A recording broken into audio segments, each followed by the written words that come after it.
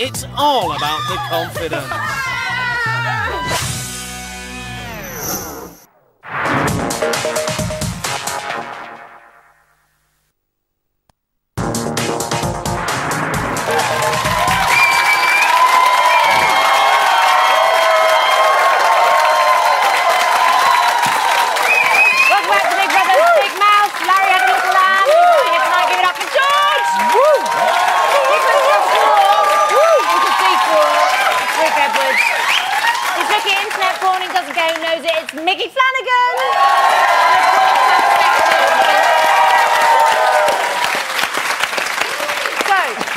First up, Josie tells the housemates about her night of passion with Brian Bellow.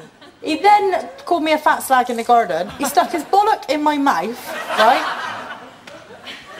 And after JJ spent the night, Corinne finds something sticky in her bed.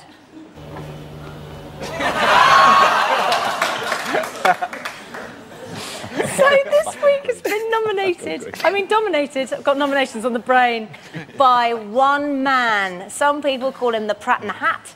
Some say he can bench press over 3 pounds. Legend has it that he has even been to Swindon. Yeah, but we just call him Sam Pepper. Investigative journalism has a new face. He's ruthless. He's relentless. He's the voice of a nation. He called me a fat slag in the garden yesterday. He's the hard-hitting correspondent who says what he likes and likes what he bloody well says. You're such a bitch. That will teach her. You've turned into a bit of a prick recently, haven't you? Do you actually love him? Does he want to kiss you? Do you fancy her or not? In the first of this groundbreaking series, Sam Pepper risks all as he goes deep undercover, living as one of the bellends in the Big Brother house to get you the scoop. Anything that happens in this house is Britain's business.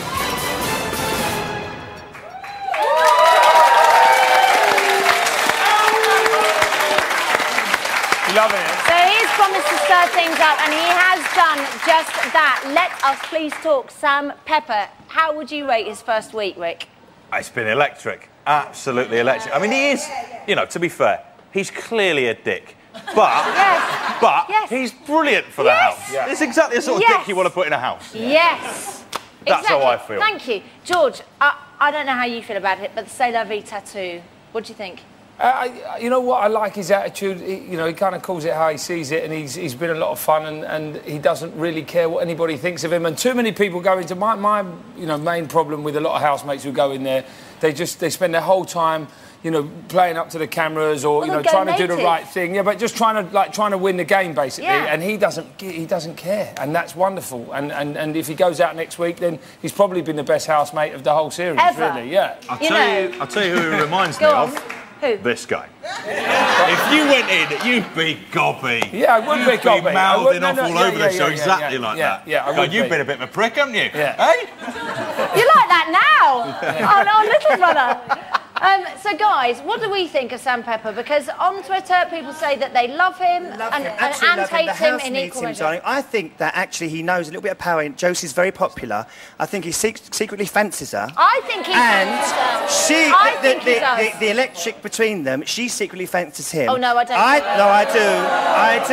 do. Because John James does nothing for me, nothing at all. Doesn't do anything but Pepper for me does, either. Actually. I'd like him to pepper me, I really would. Okay. Come back, because I'm sure he'll be out next week. So come back. On Pepper. You were saying we love the Pepper. We love the Pepper. I agree with George, basically. Is that because you fancy him, or is it because you actually... No, we don't fancy him at all. I just think that he's trying to just dethrone No, Josie I'm saying because you she's taking fancy control George. of the house. That's why you agree with George. Oh, yeah, that's why I agree with George. Totally. Yeah, exactly. I'm coming over here to the lady in the back with the lovely long hair, OK? So what, love or hate? A little bit in between. But you know the other day when he asked Josie the question about selling her story to the media, I think he was genuinely asking her a question. As well. I don't, and she was acting like, well, I'm only here. I think he was genuinely asking her the question, and she was so defensive because she's worried. The thing, everybody loves Josie because she is the person that she is. Didn't anybody else want to know? I think Sam was genuinely asking a question. And I think John James then didn't like the way that she reacted to it. Yeah. So, Mickey, can you tell me We've got a tweet here that sort of sums up the nations, if I can. Yeah. Mickey. He's a proper arsehole.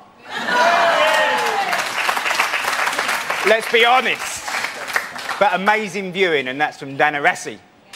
So I think we're all torn. Yeah, I mean, Mickey, do you think if he's up next week, he's just going to go, isn't he? I think we have a thing in this country where when someone's such a prat, we sort of like them. You know, it's like, you know, if you sort of go, keep the prat in.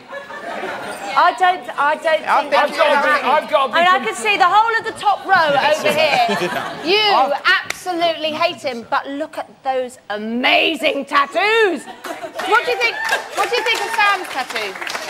I just think he's an absolute knobber, to be bluntly. I can't stand him, but I like his tattoo. I think you know he's a knob when he's wound Corin up. When she breaks, you know you're a knob. Totally. You know you've done wrong. Because we do love Corin, don't we? So if anybody's nasty to Corin... We look after the old ones, but he's just causing too much tension. But don't you think it's a bit of a defence mechanism with him? Because it's when people start having a go at him.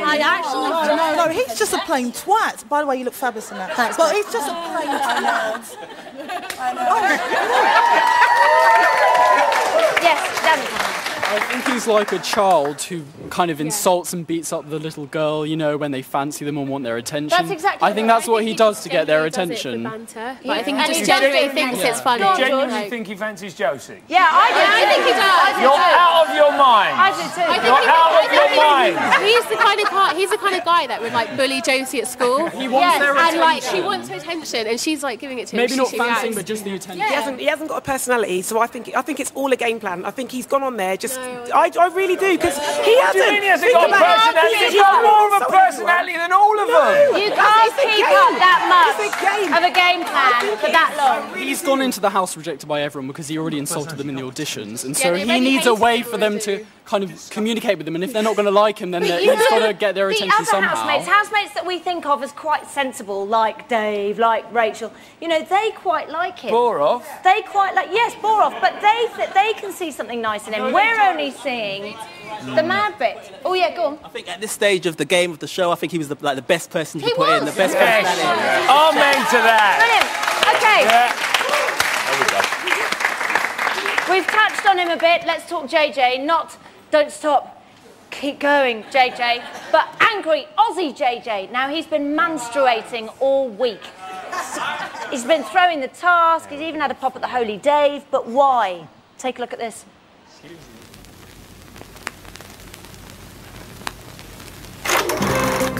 Generally, as a nation, we're a lot better looking than pommies, and for that reason, people will automatically assume that you've got your head up your arsehole. If you must show off your body, do it subtly. Try to distance yourself from traditional male stereotypes. What about if a girl goes down on you? That's just demeaning, I think. Never admit that you want to make money from your time in the house. We're a bunch of fucking people in a house. We are not getting jack shit when we walk out. We're not going to walk out fucking rock stars and getting fucking magazine deals and shit like that. Fucking hell, I don't give a fuck. Try to be something the Brits call charming. But if you can't manage that, then just cry like a baby. It shows sensitivity. Now for the long-term game plan. Victory. This is a bloody minefield, so pay attention. Pretend you want to get your end away with the frumpiest Sheila in the house. I look so ugly on TV. The last thing you'll want to do is knob her, but the Brits love a Big Brother romance. Walk the precarious tightrope of playful flirtation, but never commit to a full relationship. Do you fancy her or not? Then ride it out to the end. Good luck, son. Australia's proud of you.